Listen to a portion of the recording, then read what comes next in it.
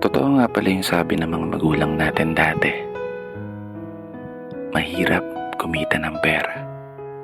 Kaya naman, lagi nilang paalala, anak, mag-aral ka ng mabuti. Dahil yan lang ang sandata na maaari naming maipamana sa'yo. Isang sandata na magagamit mo sa mga panahong wala na kami sa tabi mo.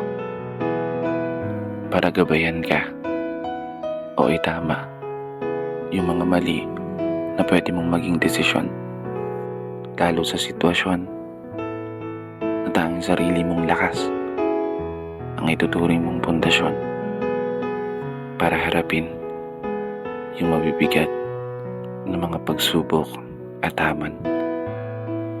Tama talaga kayo. Tama lahat ng mga sinabi nyo. Eto na po yun. Ako, laban sa mundo.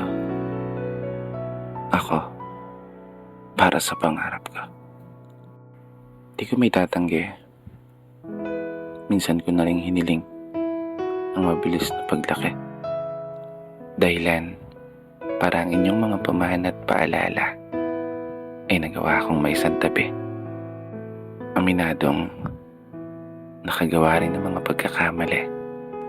Mga pagkakataong hindi na sana nasayang kung natutunan kong humindi. Mga daan na pinili kong lakaran kahit salungat sa kakayahan ng mga binti. Kaya heto yung anak nyo. Patuloy niya